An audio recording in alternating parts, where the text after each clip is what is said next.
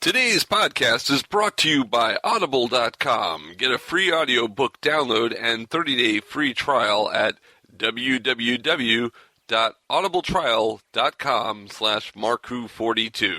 There are over 150,000 titles to choose from for your iPhone, Android, Kindle, or MP3 player. You lucky guys. And now, here's the show.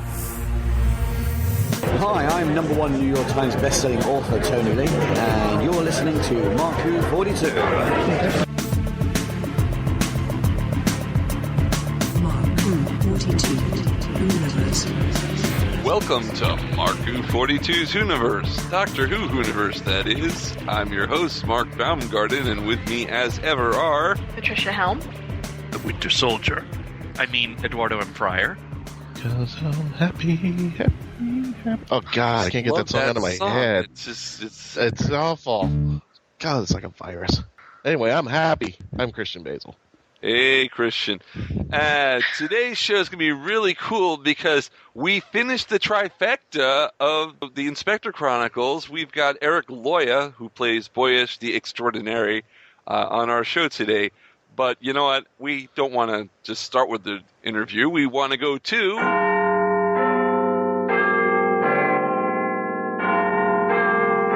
We want to go to the Doctor Who news with our Doctor Who correspondent, Patricia Helm. Because I'm happy.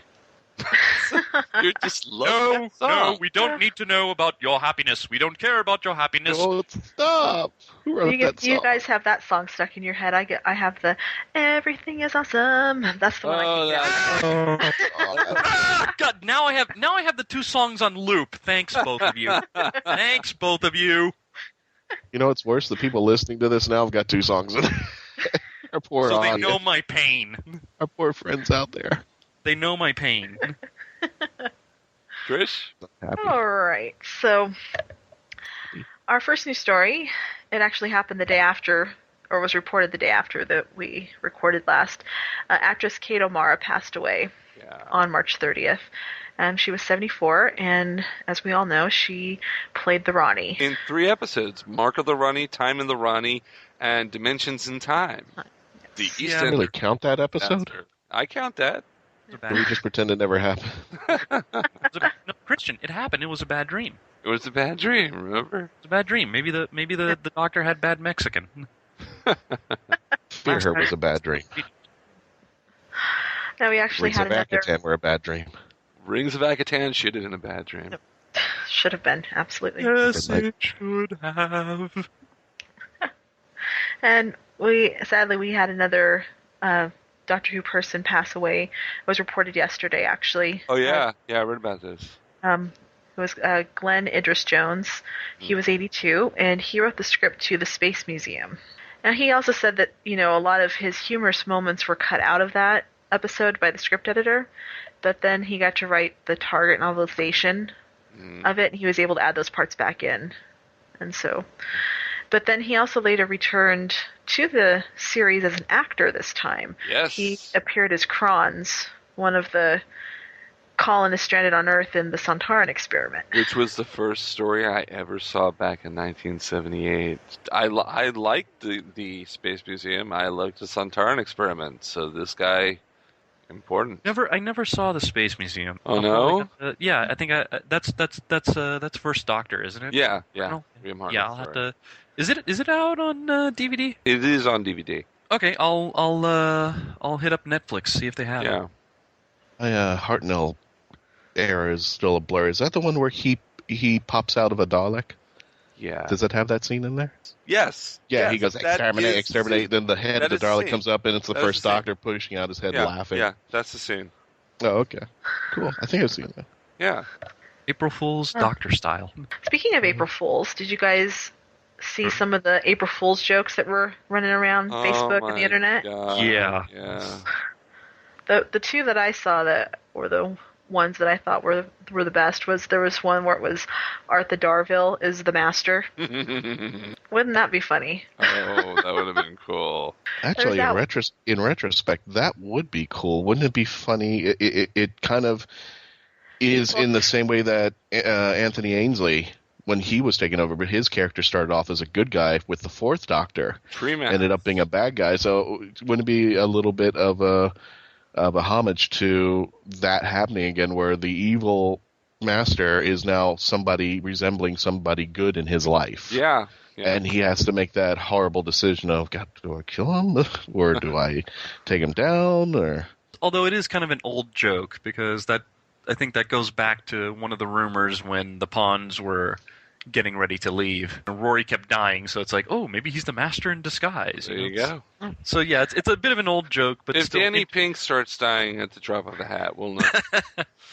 Well, did you hear the other April Fool's joke saying that Peter Capaldi is actually the master? Yeah. And that Danny Pink is the actual doctor?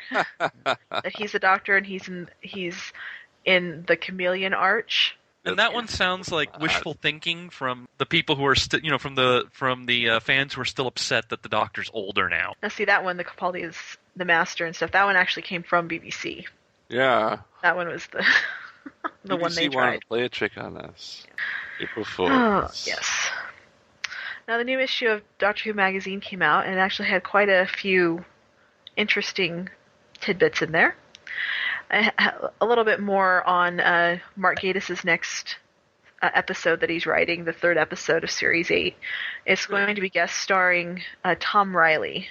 Now, he's pretty well known in the UK. He's played Inspector Lewis in 2012 in Monroe, and he played Dave Beethoven in BBC's Freezing, and he was also starred with David Tennant in a little film that was called St. Trinian's 2, The Legends of Fritton's Gold.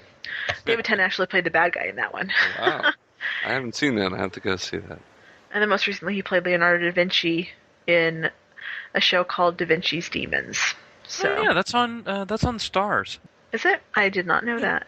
In that episode, there's going to be 2 supporting actors coming back that have actually been in something Doctor Who related before. There was Trevor Cooper, who was in Revelation of the Daleks. Mm-hmm. He played a character called Taki, or Takis. And then another person that's going to be in that episode is Ian Halland, and he played Richard Martin in An Adventure in Space and Time. Ooh. And they also revealed that the episode 6 of the 8th series is going to be written by Gareth Roberts, who wrote The Shakespeare Code, The Unicorn and the Wasp, Planet of the Dead, The Lodger, and Closing Time. Hey, The Lodger and Closing Time. Could that mean that it's the return of Craig? Oh, Lord. That would be cool. It would be. And Jimmy V is going to be guest starring in that episode. Oh. And we all know who that is, don't we? Jimmy V. Well, he played. We're all Brass. pretending right now. Pretending to know Jimmy. Yeah, see, it's easy because I have to know Jimmy. I know Jimmy V personally. We He's the guy that makes the sausages, right? He's my pen pal. No, Dean. Oh, Jimmy Dean. Christian. Jimmy Dean. That's sausage, yeah. Well, just want to let you know, Jimmy V, you make great sausages. Oh, Lord. Because I'm Jimmy, happy. Stop. Who's Jimmy V? He played Brask. Oh. The Mox of Balhoun, and I can never say his name. Say his name. Bana Cafalata? Cafalata. Bana Cafalata. Yeah, there we go. Oh. Now serving this at Starbucks. In Voyage of the Damned. Cool. Bana Cafalata. Bana Cafalata, good. Yes. Cyborg. Now, Stephen Moffat, he was asked about the 11th Doctor and if he actually prevented his death, how could his tomb be there in the name of the Doctor? Yeah, that's a question that I bet is on a lot of people's minds because if he's supposed to die there, that's his grave, and he died after the 1,000 Years' War, and yet he's living. Yes, so people want to know. This is what Moffat replied. He said, "I've often wondered about that. Fortunately, late one night, the Doctor turned up in person and explained it to me. Changing time is tricky. It's a bit like a detective story. So as long as there isn't an actual body, you've got a certain amount of wiggle room. For instance, if the body has rather conveniently been burned on a boat in Utah. Here's the thing, I can change the future so long as the future has not already been established as part of my own past. I can't rescue Amy and Rory because I already know that I didn't. But what do I know about Trenzalore? There's a big monument that looks very much like my TARDIS. There's a temporal fissure leading to my timeline. Maybe it's my grave. Maybe one day it's my burial ground. Maybe it's something else entirely. We got it all wrong. Don't know. Don't plan to find out for as long as possible. The main thing is, Clara still jumped into my time stream and ended up helping me through all of my life. All that is established and changed, but there's wiggle room. You just said that time is not a linear progression, but a wibbly-wobbly, timey-wimey. That's kind of... And they got away with it. Or even better still, he said, you really want me to fill in the plot holes? You see, we asked him to fill in the plot holes, and we got Time of the Doctor. And... Yeah, we know where we like that one. Not that much. And plus, hey, if you wanna come up with an easier explanation, maybe that tomb is not so much that the Doctor's dead. Maybe it's a tomb for his first set of lives. Yeah, could be. I mean, remember when Clara went jumping into his time stream, she saw 11 faces. Yeah. Very true. So if the Doctor has a new set of regenerations, why didn't she and the Great Intelligence jump ahead?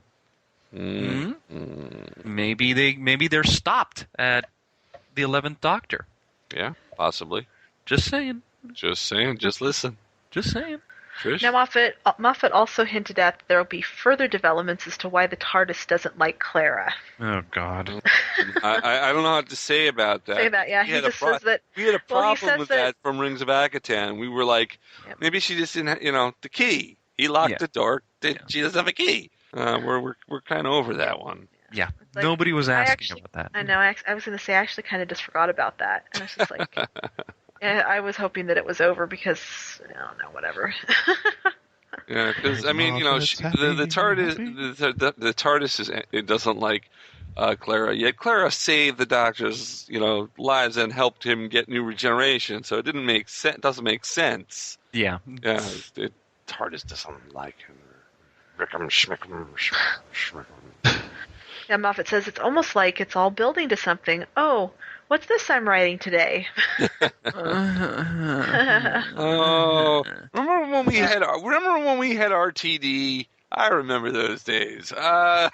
I love those days when it was just, one episode, one story, and you didn't have to think, oh, this little tidbit right here, I have to remember that for future. Can we have some more two-parters? Can we have some two-parters? I would like some two-parters. And at least when we had the Bad Wolf mystery, they just had, a little thing here and there, You had the Moxie of Baldoon talking about Bad Wolf scenarios. You had the graffiti show up somewhere.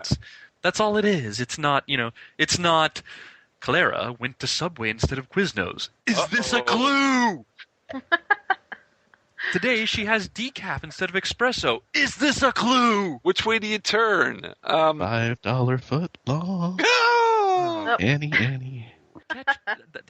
Here's a question I want to pose to everybody. I think I can't even count the amount of times I'm watching The Time of the Doctor. The more that you watch it, does your brain just kind of start assimilating everything and answer the questions itself and say, you know what, it could be right, it could explain why there's a truth field and why he's not answering the question. Your brain just starts after the 10th time you've watched it, it starts to go in there and go, you know what, I'll play along, Muff. I'll do it, because it starts to hurt after the first couple of times, and then after the third time you're like, you know what? Yeah, okay, I get it now. Plot hole, big time. But you know what? I'll jump in. You've watched it 10 times. I had to. Oh my God. I had to. Oh my Rassilon. You mean nobody here has? Not 10 times. Oh, by the hoary hosts of the classic series. Watched a lot of those 10 times. Not this new one. One of those classic series I had to watch 10 times just to understand it as much as Time of the Doctor and the Rings of Akatan. But Azkaban. Akatan. Ackerspan. Cockerspan. I can't say it. Cockerspan. Yeah, you know what? I just call it Singing Space Egypt episode. No need to hurt your tongue trying to pronounce it correctly. It's Singing Space Egypt. Well, going back to Time of the Doctor for just a second, Matt Smith was at WonderCon, and he actually said he didn't know how the episode was going to end. Because he said that they shot several versions of the regeneration, and he didn't know what one they were going to pick. And he was actually surprised at the one they did pick. He didn't think that was actually the best one. Oh, that's interesting. He actually thought another one that they did was better. Apparently, at one point, the 11th Doctor lost a leg. Well, in one of them. Hold on. If you read the ebook Tales of Trenzalore, he did lose his leg before the first story. In each story, they had a reference to the fact that he didn't have a leg. Oh, really? Yeah. So I mean, it's in. need to read that. If the book is canon, then he has lost a leg regardless. So wait, he had to build himself a new leg. Okay, so that's why he was limping? Yeah. And he has a cane. Huh? Yes.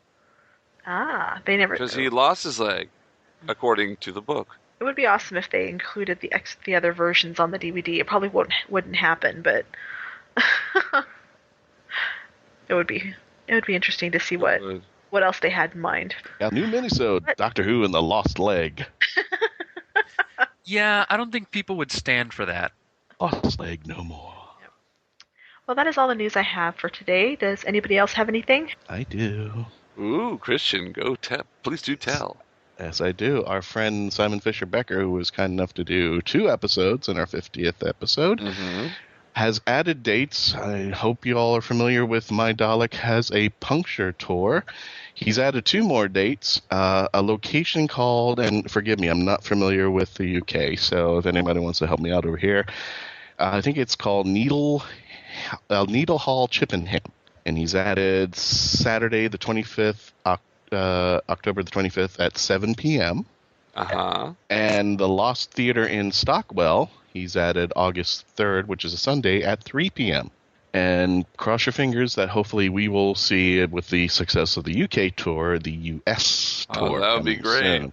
That would be great. South Florida, South Florida, South Central Florida, South Central Florida. We have Church, whenever you want to shout in Nevada, go for it. Reno. Well, hey, yeah. Represent, woman, represent. I think so. It seems like everything that comes to Nevada ends up going to Vegas. Or hey, Yeah. Trish, actually, I got one better.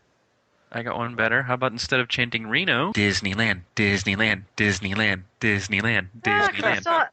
I still have to go a long way to get there.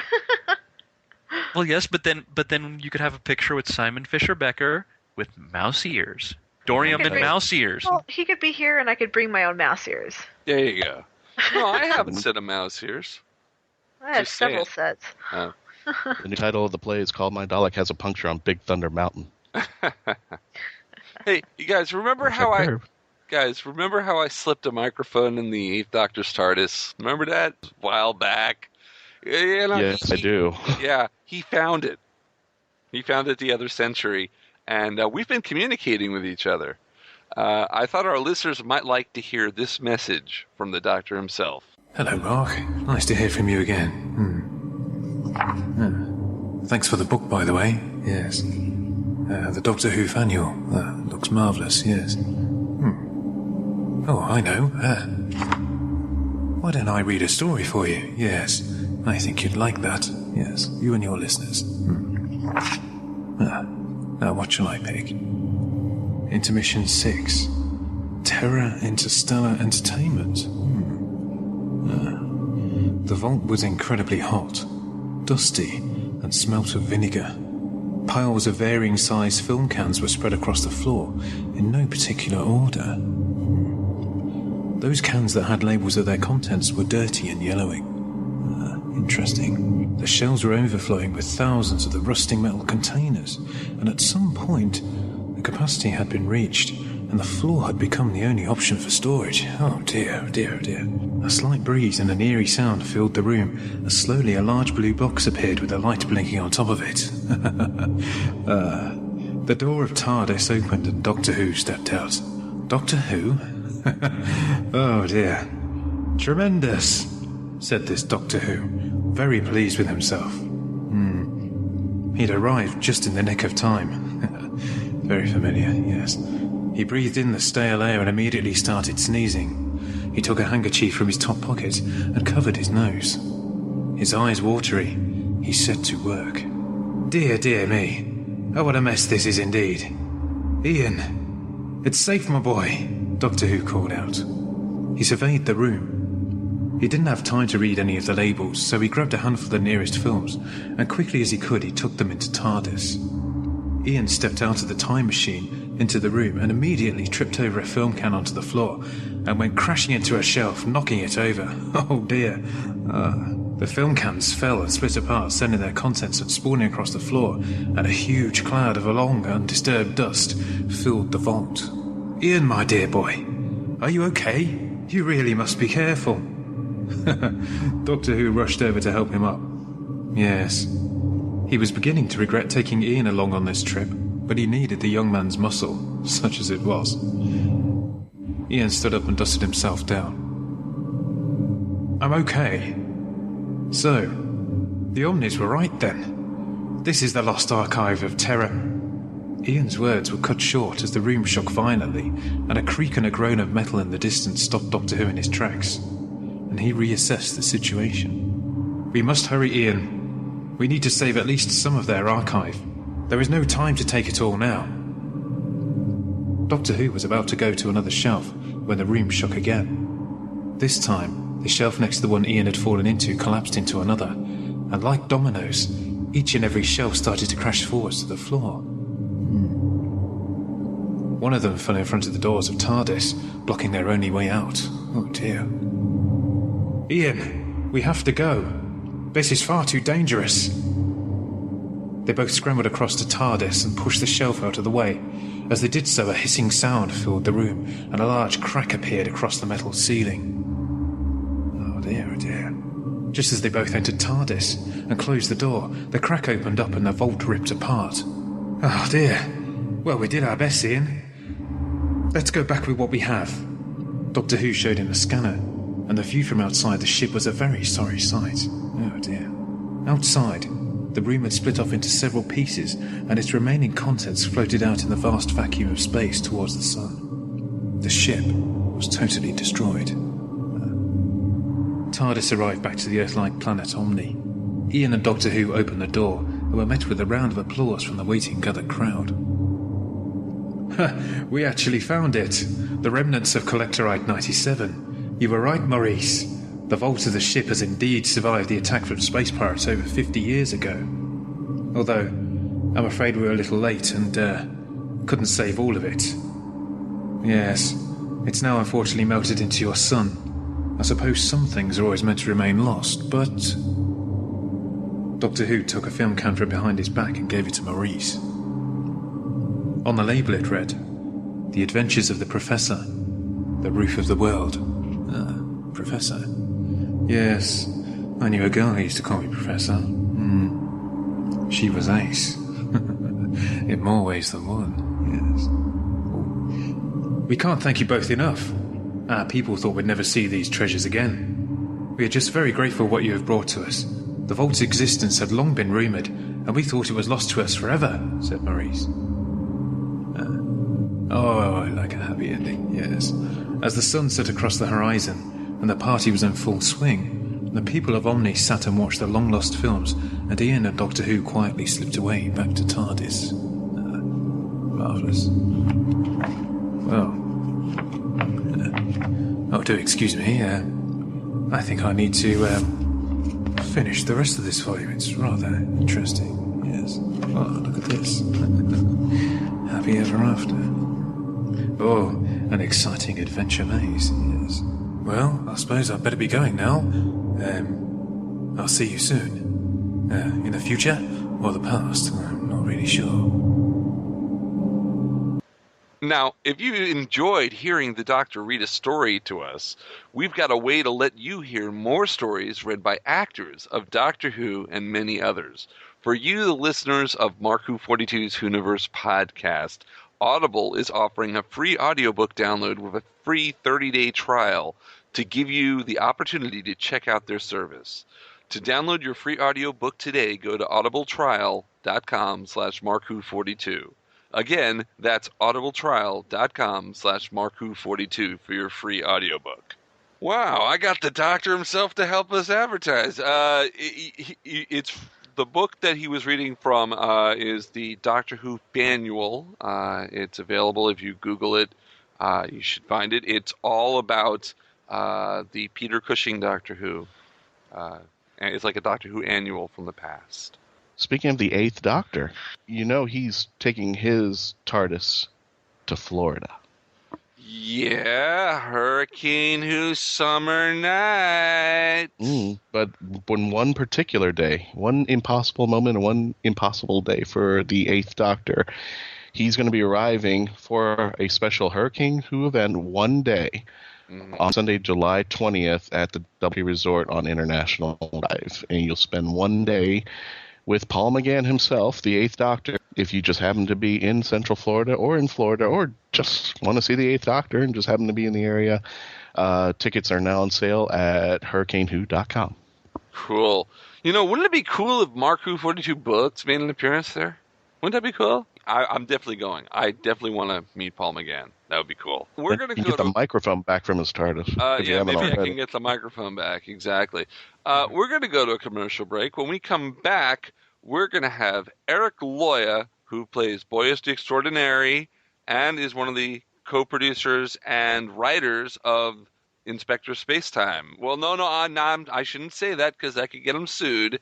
The Inspector-Chronicles, or, can you say it, Christian? No, not right now. Maybe he'll say it later. Trish and Ed, I want you guys to go into this isolation booth that I've set up for you, and it'll freeze you until we're done with this interview because we just want you to have to listen to it afterwards. We don't want to do it with you. We're going to be frozen. Okay, You're going to be frozen in the isolation booth.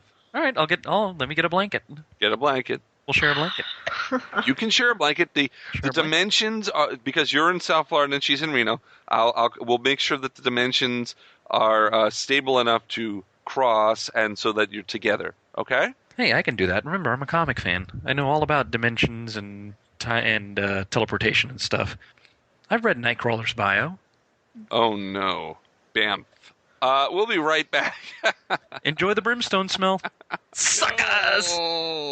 Because we're happy. Hi, this is Travis-Richey, and I play Inspector Spacetime, and you're listening to Mark Who 42's Whoniverse podcast about interesting things that we talk about. The voice of Christian-Basel, take one. Hi, I'm Christian-Basel, and I would like to provide my voice for all your voiceover needs, such as... Okay, like an announcer. Like a what? Like an announcer. For all your voiceover needs, such as animation, radio, announcements, introductions... Now an old man. I can even record voicemail for all the Meshuggahs that call you. A pirate. Arr, and it won't cost you a lot of treasure for me services. Arr. Creepy movie voice. Just call 407-761-2679. 407-761-2679. Or email voiceofchristian-basel@yahoo.com. Well, how was that? That's a wrap. Pixels in the Animation is the Geekcast Radio Network's video game cartoon review show. We are covering every episode of 9 different video game cartoons. Join TV's Mr. Neil and myself, TFG and Mike, as we trek through multiple Mario tunes, Zelda, Captain N, Mega Man, Sonic, and we are also driving through Donkey Kong Country. Pixels in the Animation is 100 episodes of video game cartoon goodness, so tune in to help us find the Pixels in the Animation, which you can find every Wednesday on iTunes and www.geekcastradio.com. Welcome back to Mark Who 42's Whoniverse, Doctor Who Whoniverse, that is. I'm your host, Mark Baumgarten, and with me is Christian Basel, and we've actually sent Ed and Trishan to the isolation booth, isn't that right? Because I'm happy. Because you're happy. Get that song out of my head now. It's stuck. It's a great song. And you know what? We've got a great guest here that Trish and Ed are going to miss.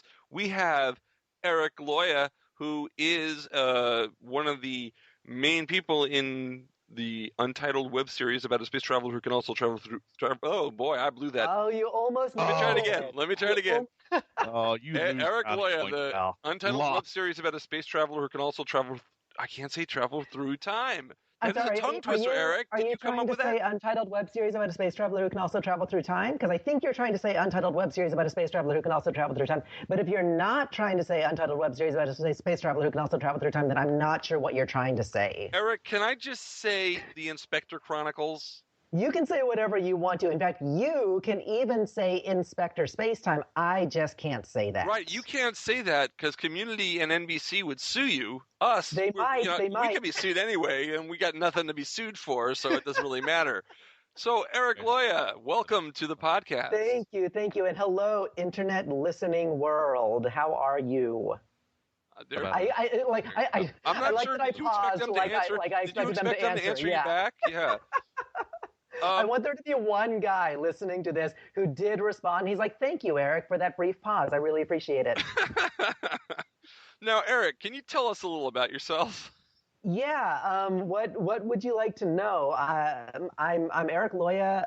I am the co-writer, co-star of Untitled Web Series. I've done. Yes. I've done several other web series in the past, and hopefully more to come in the future. I have a 10.5-month-old son, so that's kind of that's occupying a lot of my time and energy and sanity. Congratulations! Thank you very much. I live in Los Angeles. I'm basically a cliche. I'm an actor and I'm a writer. The one thing I'm not is a waiter, so that's kind of exciting. That makes me a little bit different. Yeah. Excellent. And I'm actually kind of boring because I'm one of the very few native Southern Californians. I grew up in like Covina and Rancho Cucamonga and Laverne and other places that no one has ever heard of, but moved out to LA proper about 10 years ago and have been sort of making a go of it. Eric, can you tell us a little about Boyish? Who is Boyish? Who is Boyish? Well, boyish-the-extraordinary is the character that I sort of created for myself and play in the Inspector Chronicles. By the way, let's go ahead and make it easier. We can refer to the entire project in all its iterations as the Inspector Chronicles. Okay. Just because it makes it easier, and B, we're kind of moving in that direction anyway, just to have sort of a catch-all, and then like the subtitle of each of the things will be the incredibly long and clunky and uncomfortable sounding title that nobody can get right. So that's fun. Can we do the acronym? It's USO What Cat? Yeah, it's What's Cat, right? Yeah. But this acronym, USO What Cat? Now we have like untitled motion pictures, so it's like What's Cat. So that's fun. Yeah. But yeah, so Boyish the Extraordinary is this guy, and here's the thing: I actually know a lot more about him than has been established in the first season. So I don't really know how much about him I can say, but I will tell you what you might know about him if you were to watch the first season of our show. Is he is evil? He is the inspector's arch nemesis, and there's also sort of a hint that they maybe sort of had a history prior to his evilness. Whether or not they were friends, we don't really know. But they definitely had brother. Could you be his brother? That's interesting. The short answer is no. Okay. The longer answer is interesting. Mark, you watch too much TV. Seriously, everybody who's evil's got to be their brother. I'm just thinking about the Doctor and the Master. There were rumors long ago. There were talk that the Master was supposed to be the Doctor's brother, and I'm just going that way. Yeah, that would be interesting. Rather than completely nip that in the bud, I'll say possibly. But the real answer if you go that way, I just remarked that the check can be sent to my address that I sent you. We will thank you in whatever awards speech we give. Oh yes. When you win the Oscar, totally. Mark-Baumgarten. The first Oscar for a web series turned movie. Well, it's got to be going that way. It's got to be going that way. I mean, if Netflix can win Emmys. That is true. Yeah. And in fact, what Dr. Horrible, I think, at least got nominated for an Emmy, and that was the first that had ever happened.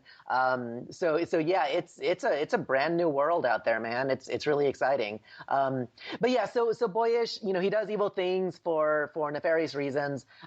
And then kind of the most interesting thing that we kind of covered in the first season was that he created an evil inspector, and we never really like laid out his plan, but But I think what we sort of hinted at was that the idea was going to be that he was going to try to kill the inspector and sort of pass off the evil inspector as the actual inspector.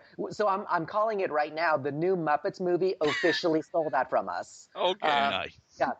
And there's and your then lawsuit right there. lawsuit right there, big time. but then I just like the ending there where it goes, 2 inspectors? What? what? Yeah. So now we Yeah. can say 2 boyishes? What? Yeah, exactly. Because that was the other thing. In the process of creating the evil inspector, a good boyish kind of came into being, and so that's sort of where we left. That's where we left off in season 1. Was basically there was a standstill where it was understood that if you were to kill. How did it go? Hold on. I wrote the thing and I'm trying to figure it out. So if Boyish killed the inspector, right, then Boyish himself would die. The yin and the yang. Because now they're officially linked. And then alternately, if you were to kill good Boyish, then the evil inspector would die. And the kind of cool thing about that, like the reason that matters at all to Boyish is I think that Boyish has something of an affinity now for evil inspector, which is kind of a neat little thing to play around with. Just now he actually enjoys the company after all these years of solitude. So yeah, that's where we ended on the first season, and that's a little bit about Boyish.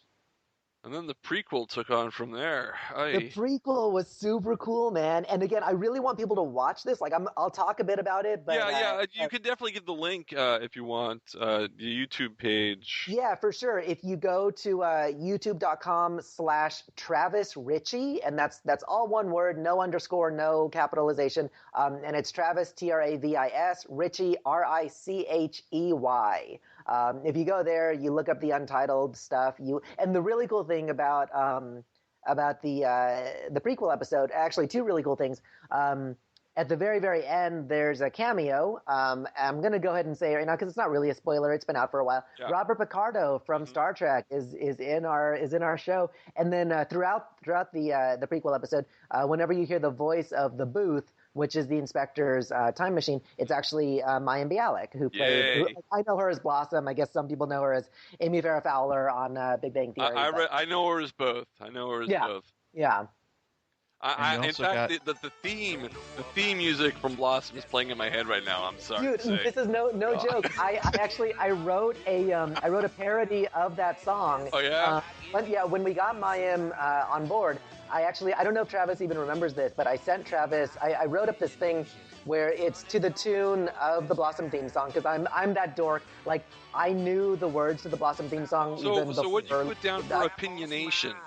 So opinionation is so it's like to the end or the creation will travel to all space and all time. That's good. It was really cute. It was really, and I still what I want to do is film sort of a little parody of the opening theme credits of Blossom with us. You should. Hopefully, here's the thing though, if we just do it on our own, people will watch it and it'll be sort of a thing. If we do it and have Mayim Bialik in it, that thing goes viral like crazy. Yeah. Right? So I really want Mayim to be on board, but she's obviously busy getting nominated for Emmys and stuff. Yeah. Dude, having 80s flashback. Cannot unsee. Blossom was cool. Blossom was the best. I love Joey Lawrence's hair. I aspired to have Joey Lawrence's hair. I think I watched that show because the father was originally on Soap, and so I followed him over. I followed him over from that. His name. Yes. Yeah, Ted Wass. Ted Wass, who now is like a director. He directs sitcoms and stuff like that. I was at a taping of some. I wish I could remember what show it was. It was several years ago. And I looked down and I'm like, oh my gosh, is that an older version of Blossom's dad? And it was totally Ted Wass. Yeah. Cool. I just remember Ted from the Clouseau movie and just feeling really bad about it. Oh no. It's the end of everything. The end of everything. Now, Eric, are you a Whovian? Getting back to being a Doctor Who podcast, here we are. Yeah, right, yeah. Is this not the show where we just talk about early '90s sitcoms? That's interesting. There you go. Yeah, I am a Whovian, but I am almost solely a new Whovian. I know that you guys know this, but I don't know if your listeners know. In our Inspector Chronicles, we actually got Sylvester McCoy, who was the Seventh Doctor, to be in our upcoming project. So because of that, I have seen some classic Who clips on YouTube. I'm such a bad nerd. But yeah, I here's my thing with Doctor Who. So I didn't watch it when the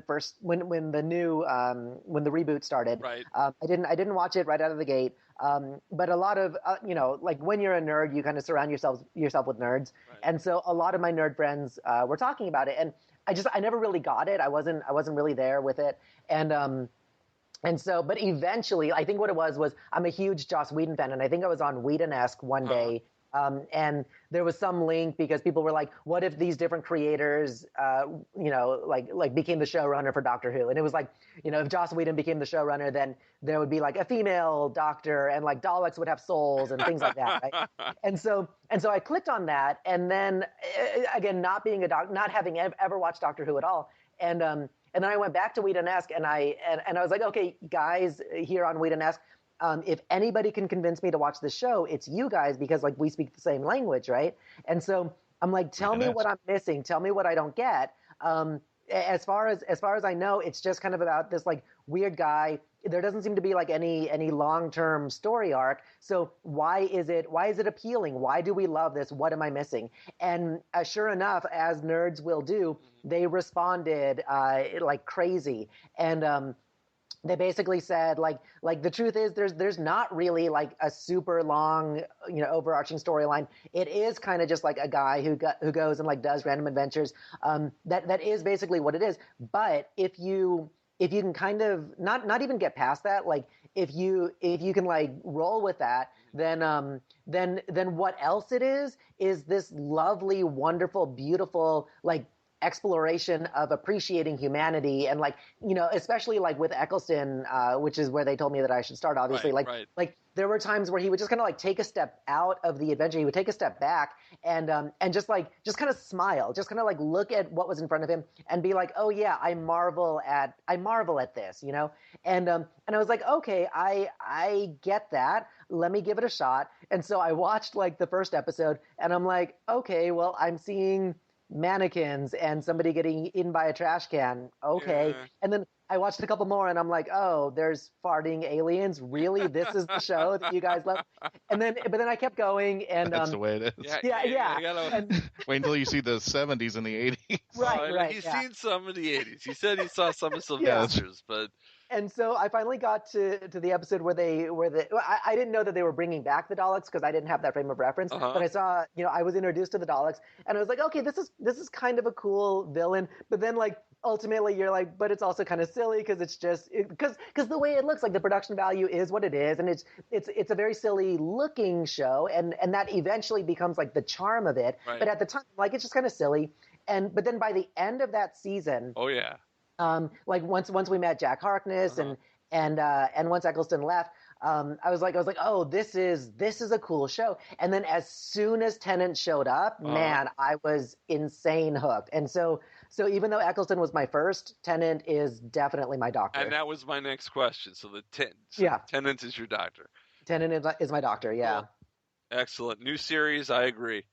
Yeah. I think Peter Capaldi is going to be amazing, though. But. Yeah, I'm really excited. I now am officially all caught up. I don't have cable, and I also, like I said before, I have a 10-month-old baby, so I don't have a lot of time. But I am officially finally caught up with everything I've seen. I've seen everything that there is to see so far. Okay. So yes, I finally am also anticipating Capaldi.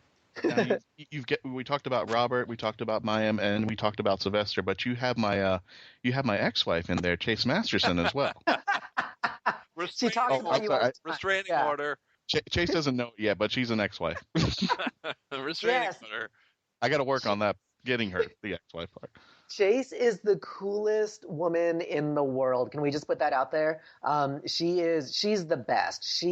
I think Travis met her at some convention or other. And by the way, when I say Travis to all the listeners out there, that's Travis-Richey, who played Inspector Spacetime on Community, and he plays the Inspector, and he's a friend of mine, and that's kind of how this whole thing started. So, anyway, Travis met Chase at some convention. I think it was Gallifrey, if I remember the story correctly. Okay, that's probably true. And yeah, which is this big, huge Doctor Who convention that happens every year. It's amazing. Yeah. And I think he just kind of like pitched her the idea. We're doing this Doctor Who parody. You were in Star Trek. You also do like the Doctor Who radio shows. Are you interested?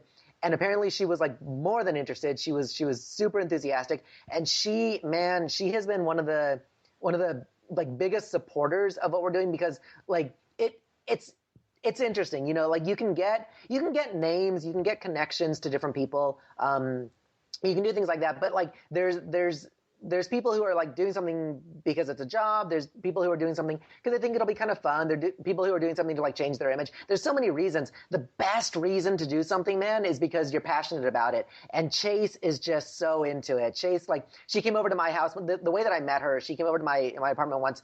Me and Travis and Chase and our director Nick Acosta, we sat around and we did a table read. And she didn't have to do that. Like, I'm sure she had other things that she could have been doing that day, but she came and she did this table read, and she was so good, man. Like, wow.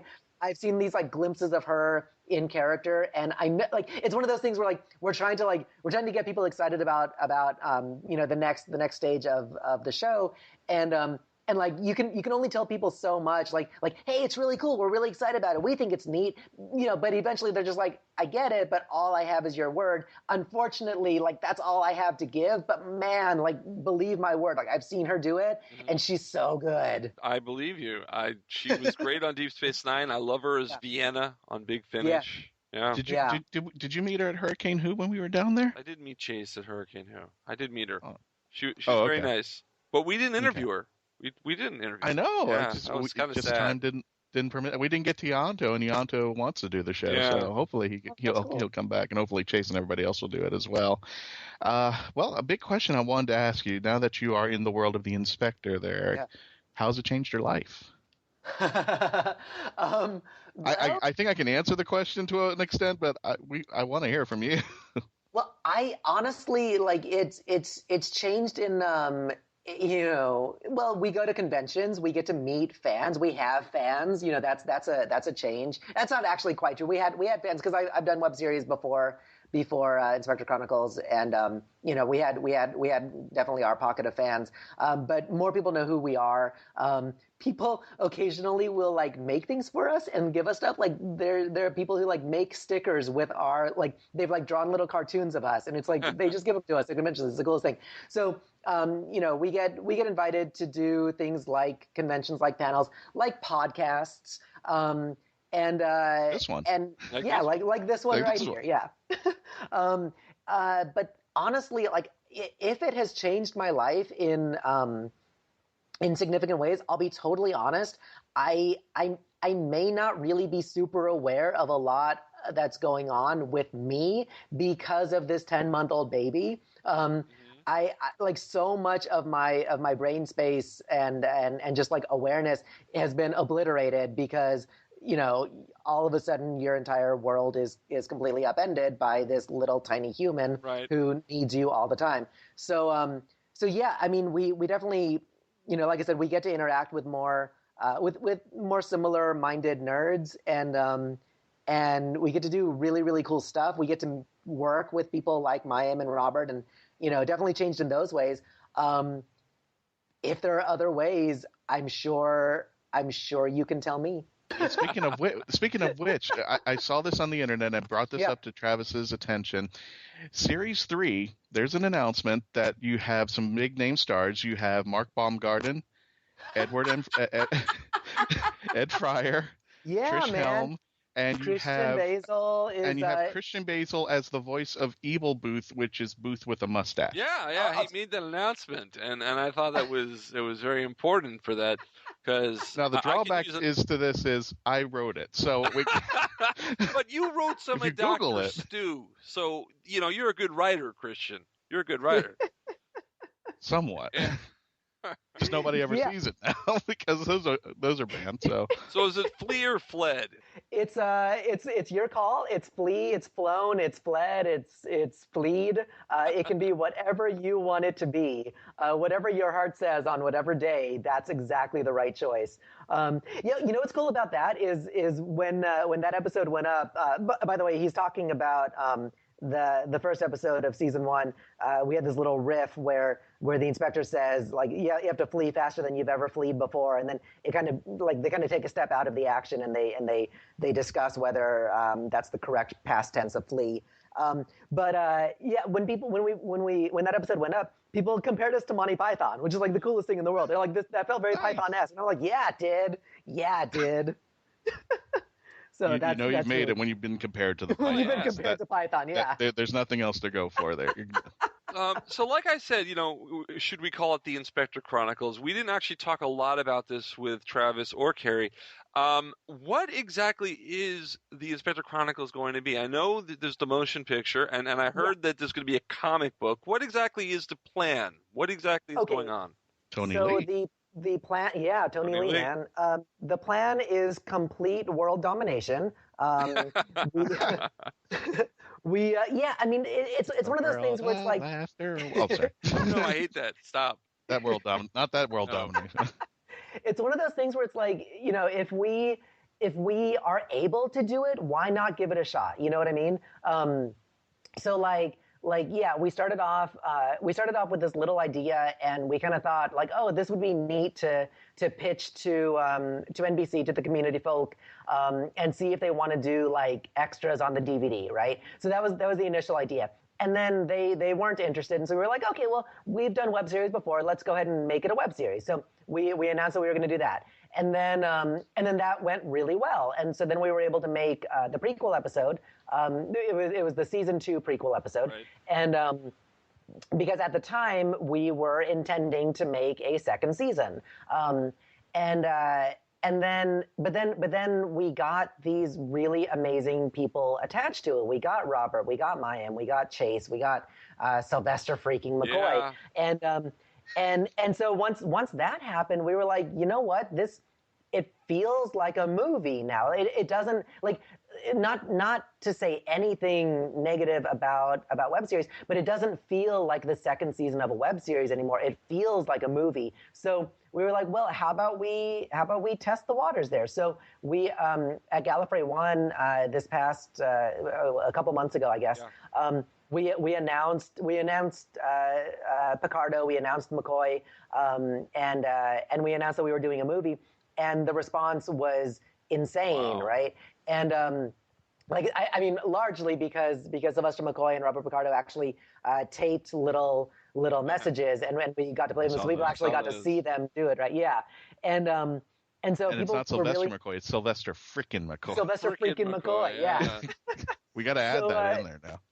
So we announced that, and then we were like, well, we'll like what we do with most things. We're like, okay, so we're gonna do some crowdsourcing, right? We're gonna like, we've done a lot of Kickstarter things. We've done some Indiegogo things. We're like, we're gonna give that a shot. We're gonna try the Indiegogo thing, and if there's enough interest, if we make our goal for the pre-production of the movie was $25,000, right? Which every single time that we finally like make something like that official, it always sounds like insanely high to me, right? But then we did it, and just recently, I think about a week ago, we hit our goal. Yeah, and Christian and I both contributed. You're flying right by it. Yeah, it's still going. Yeah, what was really cool was Indiegogo actually ended up contacting us after we hit our goal, and they were like, hey guys, we noticed that A, you hit your goal, and B, you didn't take advantage of. I guess Indiegogo has a cutoff where no campaign can be longer than 60 days, right? So they were like, since you already hit your goal and you didn't take advantage of the 60-day cap, do you want to go ahead and extend it to the 60-day point? And we were like, sure, we have like stretch goals in mind, and so yeah, we'll totally do that. So yeah, it's still going. It's going for like another 2.5 weeks. Right now we're at like 26,296, I think, is the last time I looked at it.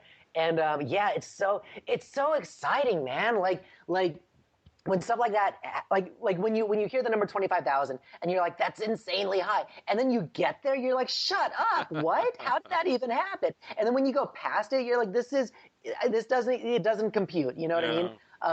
So we're doing this movie, assuming everything goes well. The idea is 25,000 from the fans to kind of like prove that we have interest in it, and then we're going to take it to like outside investors, for them to, because the movie is going to cost quite a bit of money, and so outside investors are a better way to go rather than putting all of that burden on fans. But then the comic book. So there's actually a couple of answers to that. One is that, yeah, Tony Lee, who he's I don't really read comics, I'll be honest. The only comic that I ever really read was Buffy season 8. That was good. That was a good comic. Yeah, it got weird. Spoilers, Angel was Twilight. That was weird. Anyway, I read that, but Whedon fans are just freaked out. They're just like, you put those two words in the same sentence? I know, right? Yeah. They're like wiping themselves, going, "Get it off me! Get it off me! Get it off me!" I think that they introduced the villain Twilight in Buffy season 8 before the movies were really the thing. Like I think that's the case. I think that Joss Whedon just kind of like, he kind of knew that like the Twilight books were sort of like a poor man's version of what Buffy might have been if it was terrible. Exactly. And he wanted to poke fun at that, and then it's awesome. I think that's fantastic. But anyway, so Tony Lee has offered to write. I think at this point it's just basically like a one-off to write kind of an original adventure for the Inspector.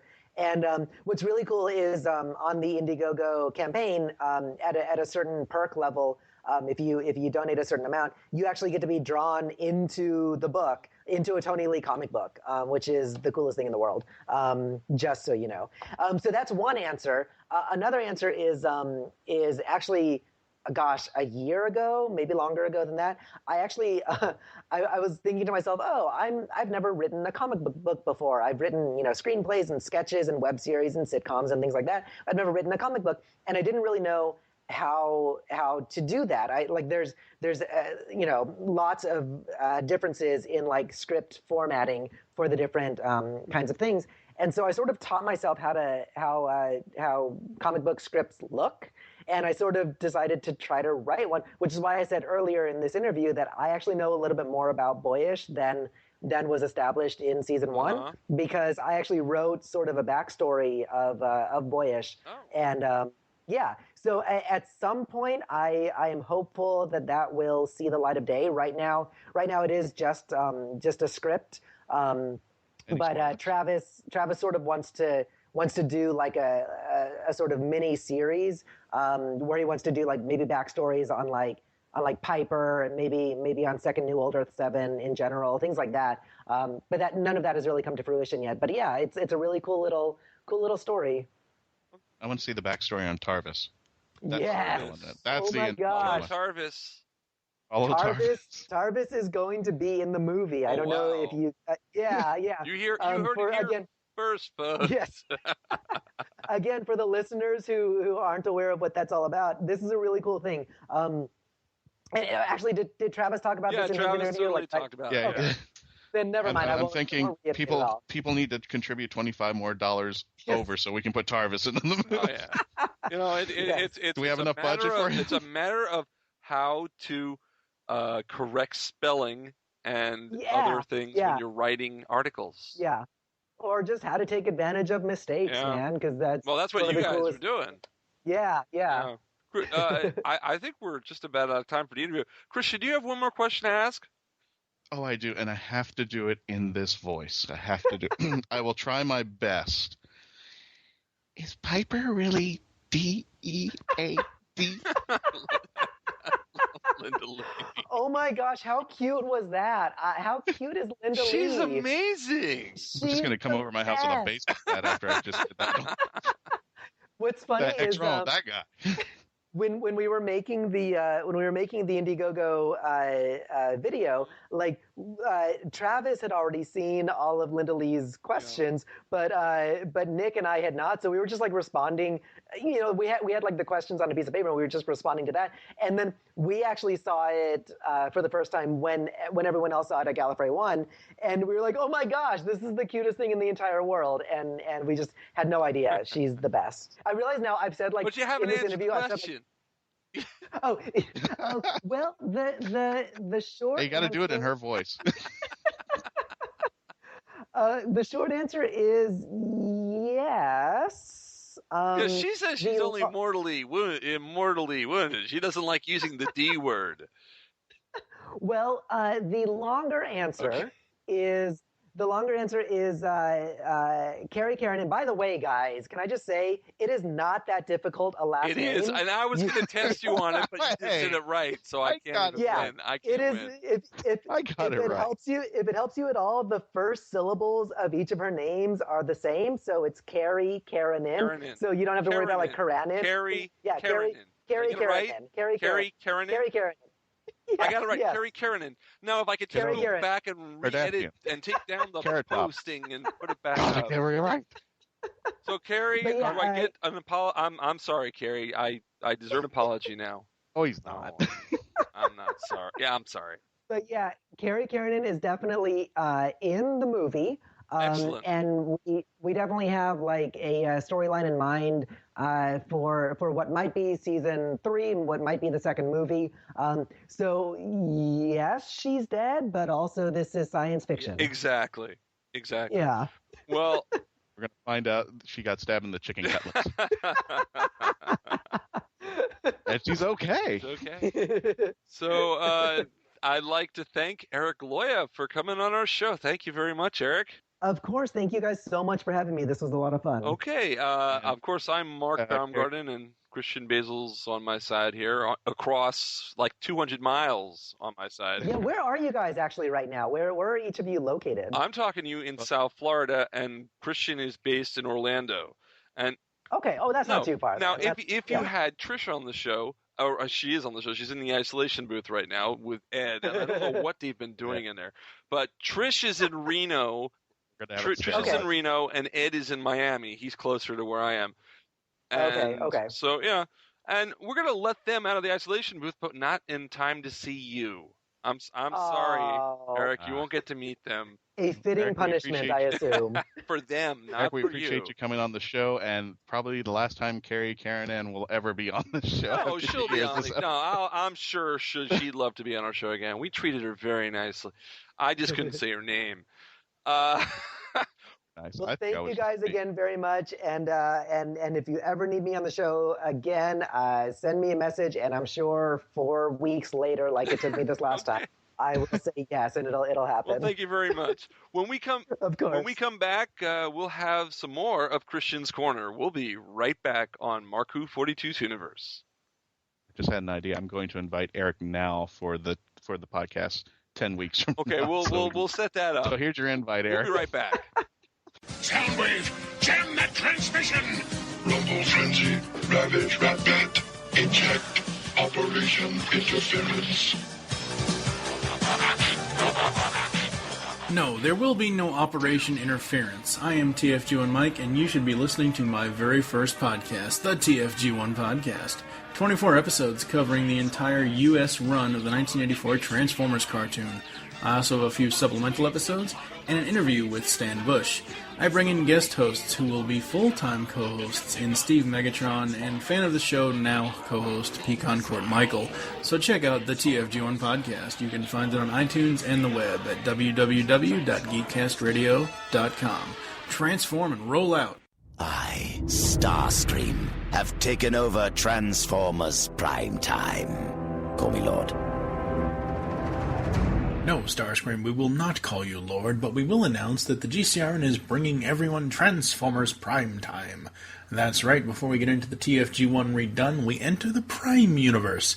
Join your hosts, TFG and Mike, Steve Megatron, Optimus Solo, and Pecan Court Michael as they cover all 65 episodes of Transformers Prime, the comics, the toys, and more. We will also have a commentary on Predacons Rising, interviews with writers, voice actors, and more.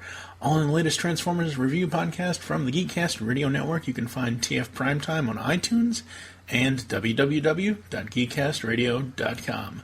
And remember, one shall stand and one shall fall. I'm Colin Baker, and you are listening to Mark Who 42, The Meaning of Life.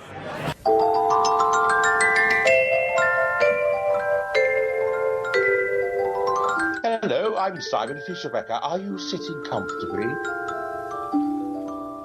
Then we shall begin. Here we are at Christian's Corner.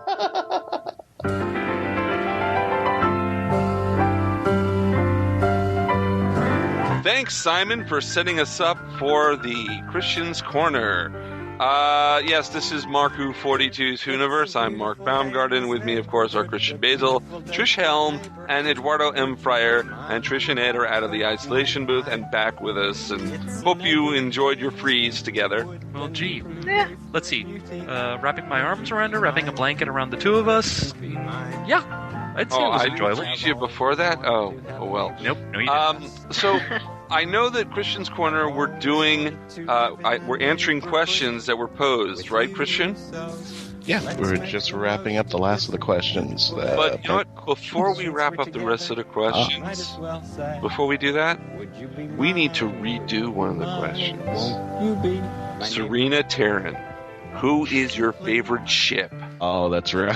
We need that right now. I was right. Yeah. I was right. Yeah. Trish bought us into that one, so she said if we got it wrong, we have to do it right. We have to do it right. So let's go. And I pick Ed to start. Oh, me first? Yes. Okay. Well, I'm going to give a two-part answer because one is as far as Doctor Who is concerned, and then another would be outside fandoms. But as far as Doctor Who is concerned, I'm always going to go with Amy and Rory. I mean, I thought it was really nice to have, a married couple on the TARDIS traveling with the Doctor. I kind of thought they didn't. In some cases, they did some good stuff with it. In other cases, they could have gone a little further. They held back a little too much, but. Hey, me, Amy, and Rory, I thought it was, they make for a great couple. They made for a great couple, and it was great having them. Right. Outside fandoms, well, taking the fandom that I'm most into, which would be G.I. Joe. Right. What can I say? And I'm gonna get some hate for this. Mm-hmm. Hey, I like Duke and Scarlet together. I'm not Scarlet and Snake Eyes. Sorry, I just prefer those two together. The Final Fantasy series, I like, Final Fantasy VII, I like Cloud with Tifa. I don't, Eris is sweet, and I got to admit, I was, almost crying my eyes out when she gets killed, but sorry, I think Cloud and Tifa belong together. Okay. So, yeah, that's my answer. That's your answer. And bring on the hate mail. Trish? Oh, gosh. Kind of hard. I've read some Doctor Who fan fiction, and there's lots of 10 and Rose. That seems to be the big one, right. And I've never really been a big fan of Rose. So, lots of 10 and Captain Jack too. Those are always interesting too. Kind of like the Kirk and Spock ones from the 70s. Oh yeah. It is logical. I would have to go with, gosh. Oh, darn. I like Captain Jack Ianto. Yeah, that would be good. They belong together. Yeah, they definitely did. And unfortunately, of course, Ianto is no more. But well, I like the ones where he's able to bring him back. All right, Christian, so we don't forget you. Oh, yeah. Give Simon the show. Let's forget Christian's corner all again. Let's forget Christian. Well, it was Simon Says. Stay off Skype. Well, hey, Christian, this is what you get for, butchering Farrell's music. I'm happy. No. Apparently, I'm not. See, it's catchy. It's catchy. It's catchy. It's catchy. Resist the temptation, please. Got a question, Trish. When they mean the pairing, I'm still kind of new to this question. When I first saw the shipping, is this shipping that we can create, or is this shipping that is already created? Oh, you can create it. You know. Fan fiction. It's whatever. And it has to be a love interest, not just. It has to be a love interest. Yeah. Yes, it's a love interest. All right, put me on pause because I got to think about this one. No, there's no pause. There's no pause? I forgot how to edit. For this exact. Oh, really? Just this segment. I'll sing the happy song if you don't. While waiting music. Christian is thinking, I'll give mine. I think River and Jack, and I don't think it should be fan fiction. I think it should be a series. Give River and Jack a series. River and Jack, that's a good one too. Give them a series. And I changed my answer to River and Jack. River and Jack. Okay, so see, that's good. Okay, Christian, you ready? No, not really, but I'm going to shoot one out anyway. Because I'm happy. Oh, no. Daryl and Lady Gaga. No. Vomit. Her in her meat coat. Jeez. I would probably. Do they make her style of that huge hat that Farrell wears? Do they make like a hers version of that, I don't know. Or is that kind of thing unisex? I think she is unisex. That's Gaga. All right, PG show. Alien. We're a family show. Family show, Christian. Family show. Oh, I'm keeping a family right now. I think I would go with River and the Doctor. I think that was one of the best couplings because you finally have not only a companion but a love interest who puts, who said it best? I think it was it Rose? Amy, who said, "Heel boy." So she really puts him in his place when he thinks he's the all-knowing, all-seeing, dominating. But I just kind of love, that just kind of, I think, fuels the fire of the romance that he is, he has a companion that is a love interest and takes him to task, puts him in his place. I think he likes it. From what I've seen, like The Day of the Moon and all those episodes with leading up to the episode where River is supposed to kill him. Right. I think you get to see that love really come through not only from his side but her side, where he says, I completely absolved you. I forgot exactly what he said, but I don't blame you. Right. This is supposed to happen, and he knows she wouldn't do it, against him at all. And love in return that she is going to destroy a fixed point just to save him. I think really says a lot. So that pairing, that ship pairing, I like. Okay. Well, Serena, I hope we finally answered your question that you asked us. Okay, Christian, we'll answer it in the next episode. Yeah, what's our next question, Christian? Our next question comes from a gentleman by the name of Lowell Cedric Johnson. Oh. One of my good friends. In Patrick Troughton's last story in Black and White, The War Games, written by Terrence Dix and Malcolm Hulk, the Time Lords, before sending the Doctor to Earth with a regenerated body, they send his two companions, Zoe, Wendy Padbury, and Jamie Fraser Hines, back to their time periods with their memories of their time with the Doctor wiped. Save for the first encounter with them, Zoe will remember Jamie, but Jamie won't remember either Zoe or the previous companion, Victoria Waterfield. Yet in The Five Doctors, also written by Terrence Dix, when the Doctor encounters phantoms of both companions, nice cameos, he remarked that if the Time Lords wipe their memories of him, how do they know who he is? Shouldn't they, since they still have their memories of their first meeting? Wow, big question. So, Trish, have you seen The Five Doctors yet? Okay, so I'm going to kick this over to Ed. Okay, so how do they... All right, so the question is, how would the Doctor... the Doctor says, how can you know me if your memories have been wiped out? See, I already know the answer to this. I already know the answer to this question. There's only one answer to the question. Well, the way I would put it is that, the Doctor... Okay, they would have remembered meeting the Doctor once, but I think probably the reason that the second Doctor calls shenanigans and knows that these are fakes is because why would you have phantom images of, people who have only met the second Doctor once? Like, if they wipe their memories, what would be the big deal of having these two people who met this strange little clowny guy once? Why would that be a big deal? So chances are it's a trick. Well, it was a trick. Now, it's interesting because Terrence Dicks wrote The Five Doctors, and he also wrote War Games. So, he definitely should know. I was going to say, it was an author mistake. He forgot, but he wouldn't have forgotten, would he? That he wrote that they remembered him, and then in The Five Doctors, no, they don't remember me. So I'm going to have to say, because it's not writer's error, or at least accidental error. I think it's writer's error. He just needed to have a plot point. I don't know. Christian, you said you have an actual answer?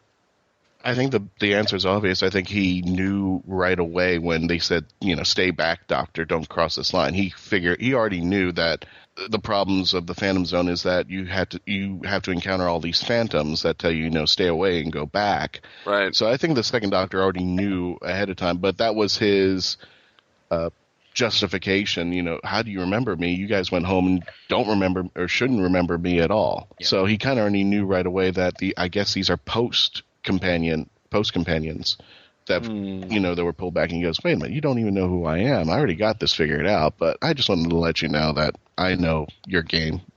Who are you? Answer. And then they scream, do their little scream, and disappear. Yeah. Which one of you was Jamie? Oh, I hope it was me. Let the other one be Zoe. Okay, okay, Mark. Given the hots you had for Wendy Padbury, that's the ew. Get away from me, man. Next time we do a panel together, you're not sitting next to me, dude. I don't remember having hots for Wendy Padbury. When was this? Come on! I don't remember. This is exactly what happened to Terrence Dicks. Terrence Dicks forgot that he wrote that they shouldn't remember him, and just like I forgot that I had a thing for Wendy Padbury. I guess. That's my answer. I'm sticking to it. Thank you, Lowell. He has the hots for Wendy Padbury. Yeah, because I have the hots for Wendy Padbury. Wendy, Did you see some of the outfits she wore? Zoe wearing that outfit. Now I know what you're talking about. You're talking about the outfit in the Mine Robber. Yeah, you're right. Okay. You guys do know she's underage, right? Not in real life. Okay. Thank not anymore. Not even then. He's still infatuated with Diana Rigg. Rigg. Oh, the Avengers. And today's Diana Rigg, not just the event. Stop. Hey, be nice, okay? She's grown. I am nice. She's a lovely woman. She's exactly. And hey, at the time we're recording this, Game of Thrones season 4, first episode tonight. Oh yeah. Woohoo! Next question, Christian. The next question comes with one of the Dr. Stu voices, Katie Tarrant. Ooh, cool. Plays a companion on there. Hey, Katie. And her question is, every Doctor is notorious for having certain characteristics, but if you were able to create the next Doctor, what characteristics would you give him? And we'll go to Trish with this one. That's a tough one. I don't know. Well, I want him to be a fighter. And, of course, he's always a fighter. Like Moffat's kick up the arse side or whatever he says about him. Doctor kicks up the arse. Yeah. I like it when he has kind of a soft side, though, too. I want him to have the compassion and everything. Okay. I don't know. It's hard, because it's like I'm really looking forward to seeing what Peter Capaldi is going to do. Yeah. Is he going to have a soft side, or is he just going to be, harsh? Harsh. Yeah. Well, I guess the question would be if it was, let's say we have a new Doctor coming in. This is post Capaldi, and you get to decide who the next actor would be. Well, what would you ensure that next actor would come with? That's a strong characteristic that you want to add to the Doctor. That's I don't know. That's a hard question. Sorry. Katie, you gave us a hard question. Yeah, the show's now 2 hours long. Sorry. Yeah. No, there's a 45-minute pause between us. I would like. I think I like as a characteristic of a new Doctor. to be how do you put this? To be loving, because I mean, loving. You see, I know we don't like kissing in the TARDIS, but to be honest, if the Doctor at a time and he saves the Time Lords and there's a Time Lady, like maybe Romana comes back, have the Doctor and Romana have a little thing. I don't know. Just two time people together makes sense. Interspecies mating, I don't know. That's my answer. It's a stupid answer, but that's my answer. It's not a stupid answer. Okay. It's your answer. It's my answer. We'll just call it stupid. Ed. Well, I call it stupid, and it's me. So right there. No, it's not. Ed? Okay, for me, I think as far as, I've always been a fan of the Doctor as sort of professor, sort of teacher. But for me, I mean, I'd want that again, but in a sense, kind of a variation, sort of teacher / drill sergeant, kind of a harsh. Oh yeah. But at the same time, in quiet moments, maybe not saying, like if, Mark was the companion, wouldn't say good job, Mark, but you'd have that sort of pat on the shoulder that, maybe not in so many words, but it's kind of like, okay, you did good, Yeah, that'd be good. That'll do, companion. That'll do. Maybe not. Maybe not in so many words. Oh, so Babe has something to do with this? There's a pig on the TARDIS. So that'll do, Babe. That'll pig. That'll do. No, I just felt like giving a nod to James Cromwell. Awesome actor. Loved him in Babe. Loved him in Star Trek First Contact. I was going to say Star Trek. And he was awesome in LA Confidential. Remember to show them your badge so they know you're a policeman. Have you come up with something yet, Trish? I'm letting. I know, Christian. You wanted to go, but I'm waiting. No. I don't know. Put the Jeopardy theme behind you. I don't know. Make him more like Yoda. I don't know. Yoda, yes. The short little green guy. Oh, great! We have an entire. Yeah, oh, great! The entire time he's there, the entire time he's there. Screwdriver should I use? The 15th Doctor. Polarity of the neutron flow reversing. We will. Christian, I know this sounds a little strange, but I kind of see the story schematics running through this as well. I see him more of a poker player. I know that's kind of weird. No, he doesn't go to the games and gamble and all that stuff, but I see him, he thinks he's always been like the Seventh Doctor's been playing chess. Mm-hmm. Or, yes. The First Doctor played the Celestial Twinmakers games and just wins that through. But I want him to play something where he doesn't have the control. He thinks he has the control, and he manipulates people to do what he wants to, but it gets harder and it gets more personal. We're starting to see that with the new series, where we see where his lifestyle affects other people. And for a better term, the minister of chance, that he takes chances on a whim, not because he is in position to win, but he wants to raise the stakes so that his win is sweeter. If that makes any sense. No, it does. No, it makes sense. It makes sense. And it's, and it is at the heart, of those classic Doctors, especially, and it's fun you mentioned poker, because if the Doctor is great at anything, it's a great poker face. Or at least especially with the Seventh Doctor psyching his opponents out into thinking, who's this clown? And then all of a sudden it's like, oh, and did I mention, I did this? And it's like, what?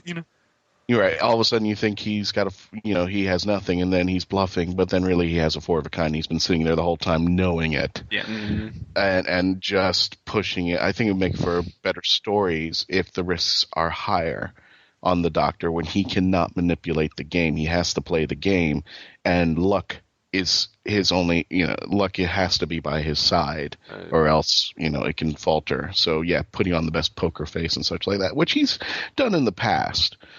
But for some reason, I always saw the new Doctor as carrying around a deck of cards and just, playing it off the side as much as, Sylvester played with the spoons, or, the second Doctor played with his flute. And then this is something that he, keeps in mind that, life is a chance.